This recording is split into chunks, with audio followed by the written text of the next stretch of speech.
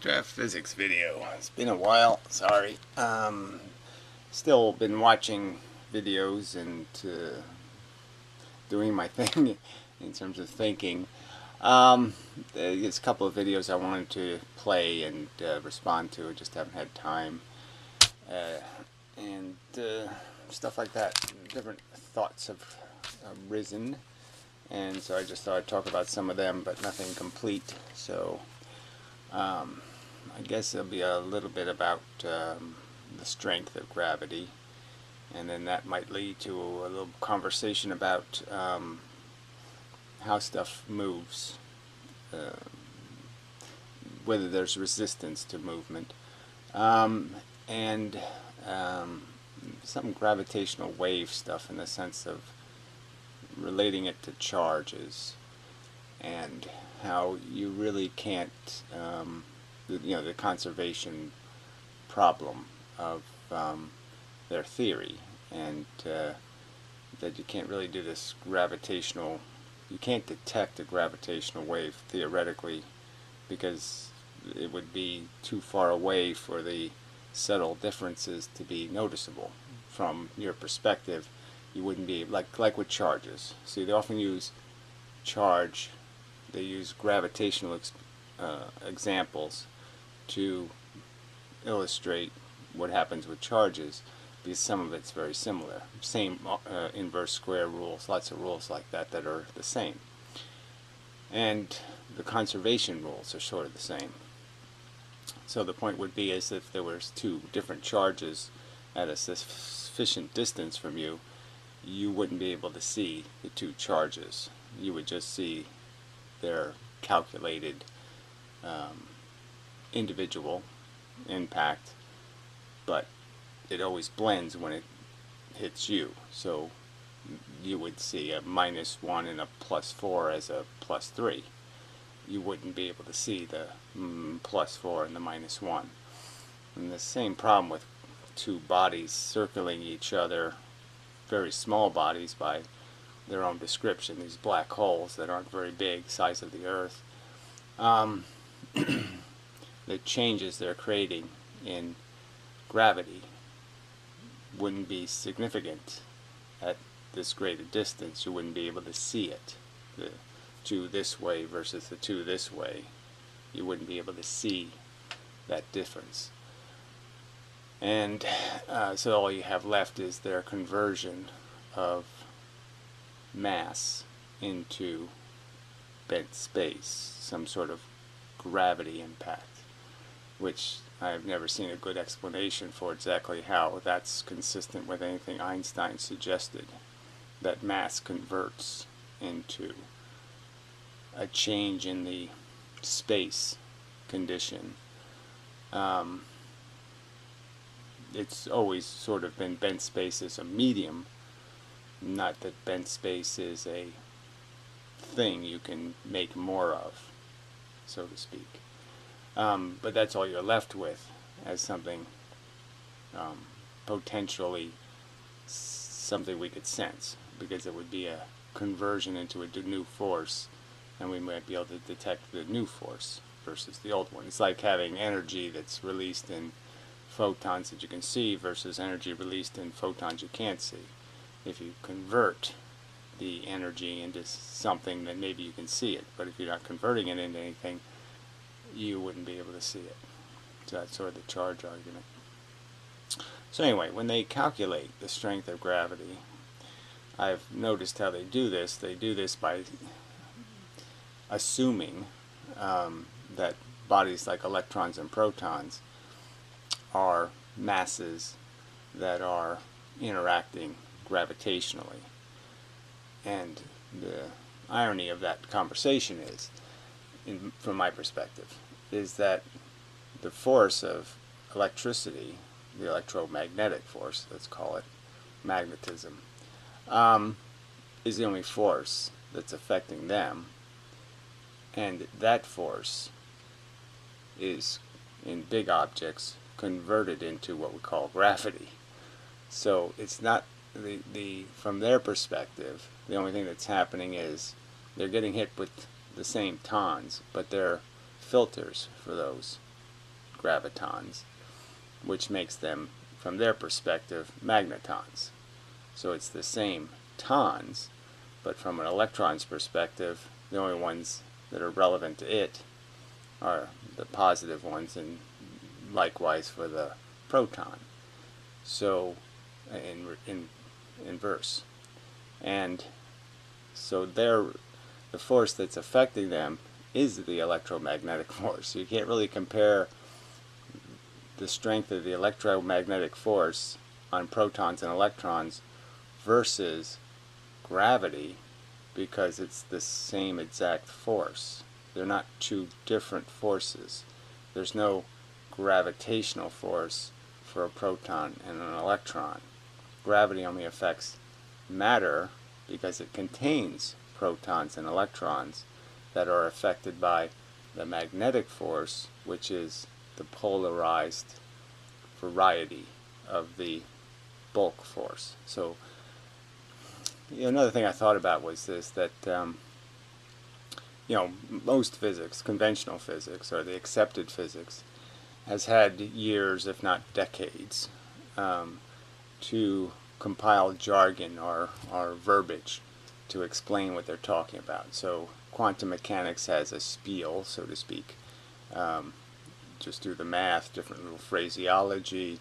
It's weird, but we can, we know what we're doing. The math works, or some kind of whatever. But they have a way of explaining it because they've had to. So they've refined their language. So I haven't had decades to refine my language in trying to explain that it's this different thing where you don't talk about bent space and you don't talk about waves and you don't really talk about fields. You talk about tons, and you talk about the difference between something that is a configuration we call matter, which contains bits that aren't matter, and that they function in an environment that isn't anything like what material bits are functioning in. They're interpreting what's happening completely differently than the material bits. So that's sort of what I'm trying to get to. So I haven't had time to really come up with a way of making these distinctions, that although electrons and protons make matter, they aren't matter. They don't function anything like, they don't function individually anything like how they function when they're in association with each other. So when you push them into association and create matter, an atom, that behaves fundamentally differently, because it has a neutron in it, by the way, than neutrons. The electron and proton do individually or independently.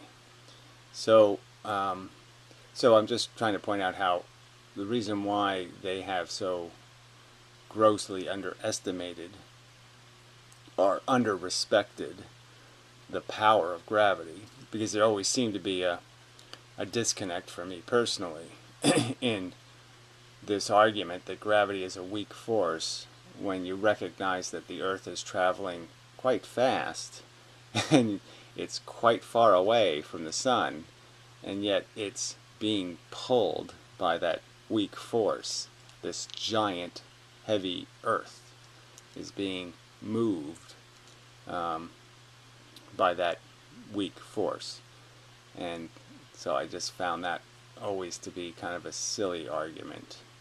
And I think it's silly. I think it is actually silly. It wasn't just that it seems silly, it's that it is kind of silly, because the reason why they're calling gravity a weak force is because they're comparing it to itself, and they're comparing it in a cheat circumstance where the force that is gravity, which is made of exactly the same things. Again, it's the same tons coming in. Magnetism, light, gravity, all of these things are the same elemental bits. They're not protons and electrons. They're the stuff between protons and electrons that creates pressure. Ping pong balls. They're ping pong balls, and let's call protons and electrons like baseballs. And the baseballs are being pushed by the activity of the ping pong balls. But when you have magnetism, it's the same ping pong balls. It's just that you have to recognize that the ones that hit the baseballs that are electrons and the ones that hit the, let's say, the softballs that are protons, different ones hit with a different impact. They make it move because of the laws of reflection and absorption. So, because what really is moving, so this is where I sort of get to the moving argument, isn't the material thing itself. The electrons and protons aren't really moving.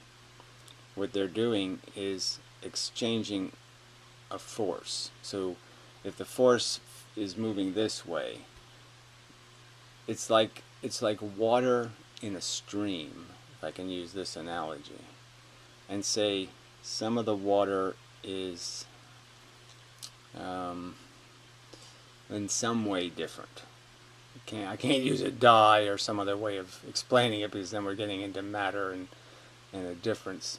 You know, it's the dye is something else that's responsible for the change. So something that's just like water, except it's not. And the idea is that it doesn't really get pushed by the stream. It absorbs the movement in the stream and just changes identity. It just lets go of bits going the wrong way, and it keeps a bit going the right way to create its movement. So it's really just a pattern moving. So there's no energy involved. There's just whether it absorbs or it doesn't. So it's kind of like reflection, in the sense that you can understand that if I have a hard target and I throw a ball at it, the hard target won't yield. It'll reflect the ball back. But if I have a soft target, the ball will hit, the ball doesn't go anywhere, and the target moves. So that's the conservation kind of argument. And so when something's moving, it's just taking the force going this way and leaving behind something that isn't going this way, which means it's going some other way. It doesn't drop down like the ball, but it just means that it's exchanged something going maybe this way for something going that way, and now it goes here. It takes the place of the position of the thing that was moving. So there's no energy involved when something's moving, even though it appears that that's energy. It's not really energy. It's just a configuration that permits the absorption of force in a direction, wherein it doesn't permit it in the other direction would be, I guess, the key point.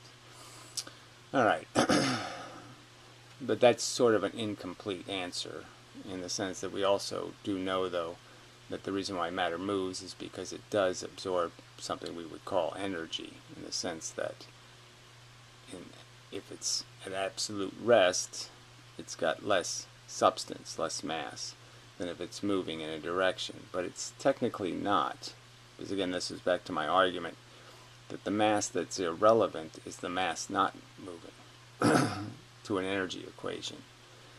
And what really happens is more of the mass is just converted into mass going one way, and there's actually less mass going everywhere else.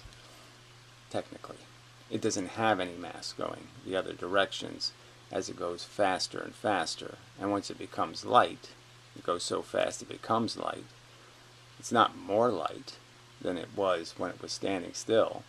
There's not more energy in the pen when I convert it into light going one way.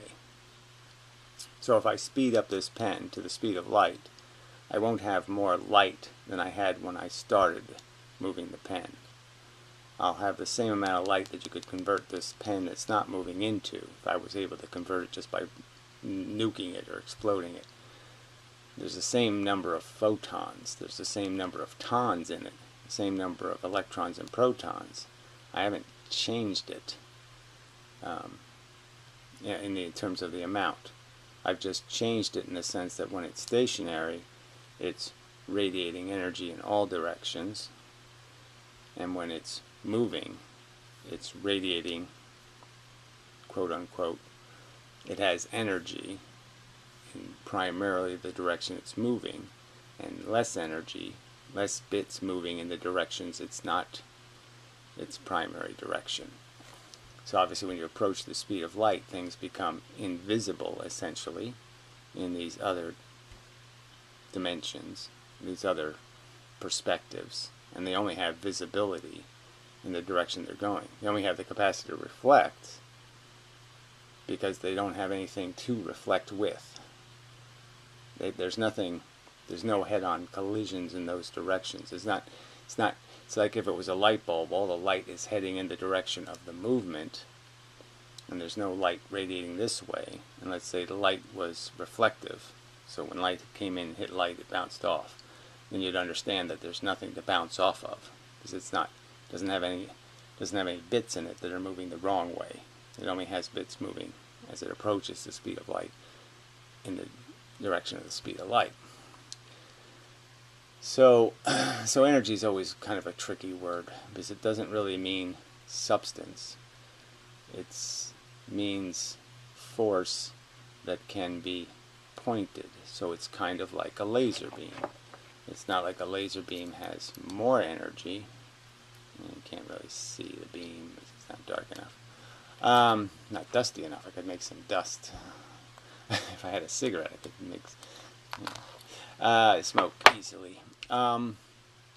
Laser beam doesn't have more energy. It's just that the energy is all focused. The quanta, the effect, the stuff being released, the movement is in one direction versus spread in many directions. So, so it's sort of an important distinction. So that sort of gets to this velocity thing when it comes to like Feynman's argument that particle gravity couldn't work because the mass is moving into force, and there's going to be some resistance to that movement through the force field, the gravity, let's call it, or the magnetism, or the tons. So if it's moving through the ton field, it's going to encounter more tons in one direction than the other direction, opposition tons. And I've tried to explain many times how that equation becomes a conservation equation again, because as you start moving something, you reduce its profile because it isn't producing energy in any of these other directions. It's just producing it in the one.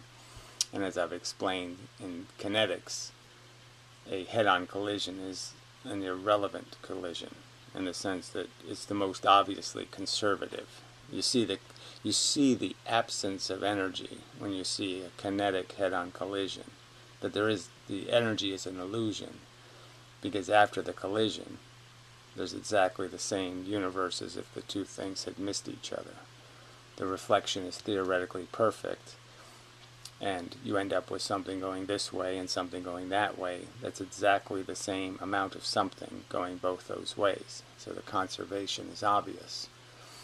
And so as you convert all the interactions to head-on collisions that are perfectly conservational, and you don't have any perpendicular ones because you're losing mass in the perpendicular direction, that you would be losing your losing your ability to create friction in proportion to your velocity. So the faster you go, the less more greasy you get, and that would be exactly in proportion to your velocity. So it's a zero sum in the sense that there's no opposition to matter having velocity. Now the bits inside, the electrons and the protons, they can't maintain a velocity that way because of their structure. They're always going, the bits that they're interacting with are all moving the speed of light. So there's no such thing from their perspective as any kind of moving, something having velocity, because everything already has a velocity, which is the speed of light.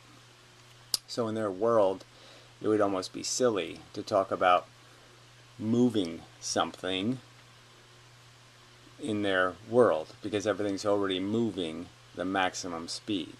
So you couldn't possibly talk about something coming at you twice the speed of light, or increasing the impact, because there couldn't be an increase in impact, because every interaction is already a light speed, maximum speed interaction.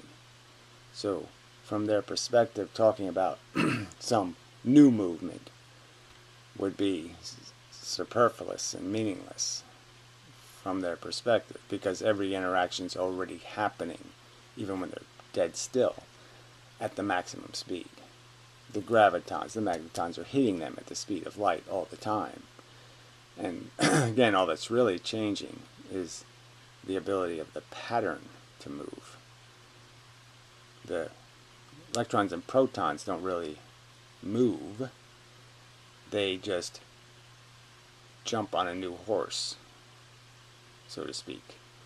The horse they're on, they have a group of horses, and their group of 6 horses, let's say, one is going this way, one is going that way, one's going down, one's going this way, one's going this way, one's going that way. Now they're just saying they let a new horse in, so now they have 2 horses going this way, and they threw away the horse going, let's say, that way. They still have 6 horses. They've just changed what horses they're made of. And that's all that's changed. But that change means there's this illusion that they're moving, because they have more horses in that direction. But they still have to move the other 4 horses that way. So that means they have to exchange those horses every now and then for one going the right way. So a horse going this way or this way has to not go that way or that way, in the sense it has to be exchanged for a horse going the right way, then re-exchanged for a horse going back this way again. So for every minute, for 1 second of every minute, there's really another horse going this way. And then it goes back. They just make an exchange, and it takes back the horse it had. And that sort of gets into the time dilation argument. If time dilation is just what percentage of time are the horses going that you still have going the wrong way? What percentage of time do they spend going the right way? And the more percentage they spend going this way, the less percentage they spend going this way, that's your time dilation. Your mass is blipping out in these other dimensions. It isn't present for a certain amount of time. So as you're being time dilated, what's really happening is your substance is changed, is blipped out. You don't exist, in a sense, in these other dimensions than the one you're moving in for some moment of time.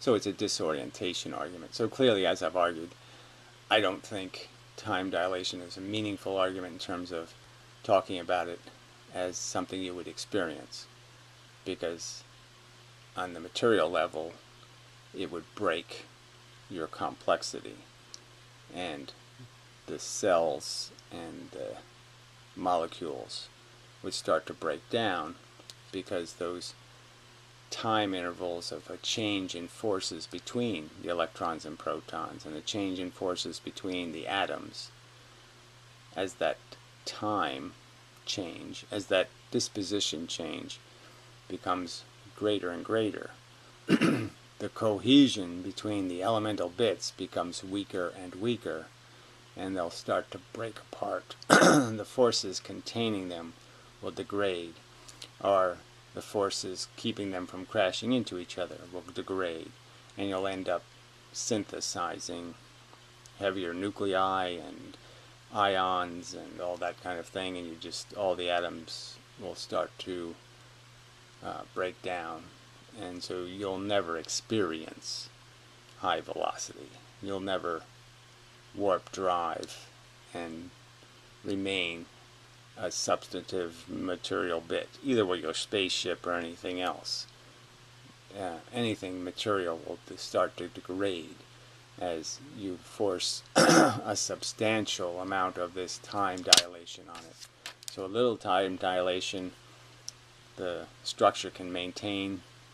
It can take it, just like we can take some ultraviolet light, we can take some radiation. But I expose you to enough of it, and everything starts to break. So it would be just like a radiation argument. Time dilation would be much like radiation. That a little bit's okay. You physically have been evolved to withstand some molecular vibration and degrade, but you won't be physically able to withstand the substantial amount of exposure. It will melt you. You'll be converted into some other form of matter. It will be a form of alchemy, and you just won't be the same amount of carbon and calcium and lithium, and you won't be the same elements anymore. Yeah, so those are sort of the stuff I've been thinking about. So a primary one, like I've been watching a lot of videos on electricity and just on charge, generally speaking, just to see how many associations they make between gravity and the function of charge and the rules involved, and they're substantial. Lots of the same rules, and it really just has to do with this radiation argument that if you have a source of gravity that's at a location, and I explode it, the fact is, all right, this is a tricky argument. From its point source, it's radiating. This is the circular argument, the r² kind of argument. The rays are going in all directions when it's a single point. And if I expand it, they're still going in all directions from that surface. So it's as if the source, where the little lines were coming out, was still there. So expanding it doesn't change anything but the surface gravity.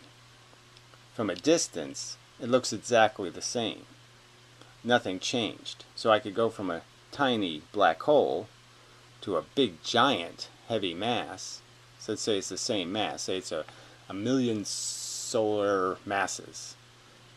And I make it this big, or I make it this big. From a distance, it looks exactly the same gravitationally. Because essentially you could just take all the radiation lines and put them right back in. You could just go from the surface and draw the line right to the, the center again, and you have the same exact argument, that you could just turn it into a point source. You haven't changed anything. The same, so you can think of it as the same, you're going to end up hitting the same amount of particles. Yes, they're less dense, and you're going to hit them over a longer space. But from a distance, that doesn't make any difference. Whether you hit all 100 in this space, or you hit all 100 in this space, in the sense of, say, bullets were coming through. So let's say it's bulletproof material, and I make it this thick, or I make it this thick. But the bulletproof material works by having little bits in it that hit the bullets. The same number of bits are in here. So I'm going to hit 100 bullets. And if I make it this big, I'm still going to hit 100 bullets. I haven't changed anything. All I've changed is the effect on this surface, but I haven't changed the effect everywhere else in space. From the perspective of everything else in space, this is pretty much the same equation. It was the same from this spot here. It's the same as if the surface was here as if the surface was here, because this would be stronger. This would be 10 density gravity. This is 100 density. Well, do it the other way around. Let's call this 100 intensity, and this is 10 density, or whatever. But I mean, it would be exactly the same as if all of this density was crammed into this spot. I think people who know what I'm talking about will know what I'm talking about. Yeah, we know something about gravity, but or charge. So when you put charge on the surface of something, it's the same as a point charge that would just be a stronger charge, because it's not diluted over the whole surface. But I mean, the radian, the diameter amount of charge that's in that line is the same amount of charge, whether the line's this long or the line's this long. It's going to be exactly the same amount of charge in those lines. All right. So that's sort of an important observation. And like I said, it kind of goes to the whole gravitational wave argument, because this whole idea of you being able to gravitationally hear something explode even is kind of bogus at a distance, because at a distance you still have exactly the same amount of material. So if I cram this mass of this pen into one point and then I explode it, I haven't changed the amount of stuff that's the pen this way, the amount of mass of the pen that's going this way, that's relevant to this direction. I mean, obviously it's spread out over all these other directions, but the amount relevant to this direction is going to be the same amount of pen. So it would be exactly the same amount of pen if I compress it or expand it. So there's no way you could really detect an expansion, an explosion, unless it was moving something else, unless it somehow affected some other force. The force of the expansion, the energy of the expansion, can't possibly create a gravitational noise. And again, so that's why I think their math has this conversion in it, where somehow these black holes interacting with each other converts mass into bent space or gravity.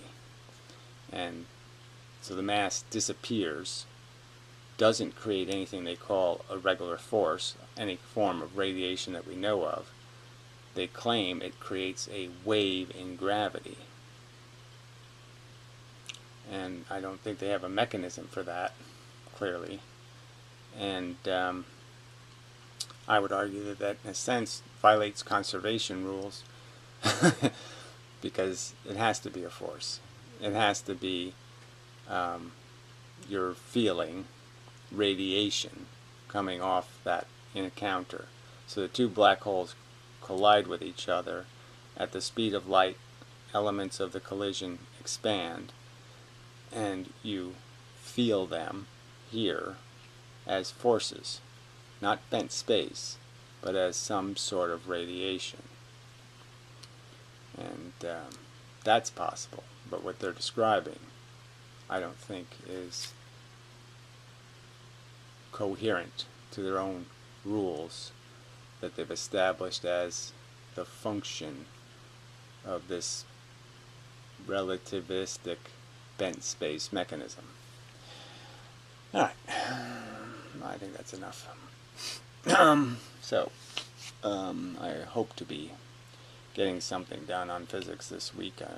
I feel like I can do some writing, as I feel a little more relaxed in terms of approaching the subject, but feeling that way and that actually happening are not the same thing. So don't count on it, but it's just, I gotta get to work on this shit. I gotta get this done. It's just so, like I said, but each day that goes by I become more and more confident, and it becomes harder and harder to see any It's like with a religion argument, when you get a certain distance from even the initial eureka that, oh yeah, it's just so obvious that this is just made up nonsense. Just say evolution is so clearly the right answer, and no rational God would make evolution as a creation mechanism because it's way too sloppy and blah blah blah. But yeah, and then there are more and more arguments as they pile up. It just becomes so obviously, it becomes almost difficult to argue with it because it becomes so distant from anything sensible. And I'm sort of feeling that way about this whole, what physics has done to physics, in the sense of not recognizing simple things like there's no gravity from an electron's perspective. There's just magnetism or electricity, electromagnetic force. There's no gravitational force. What we feel as gravity, they feel as electricity, magnetism. Alright, so anyway, till next time, and such.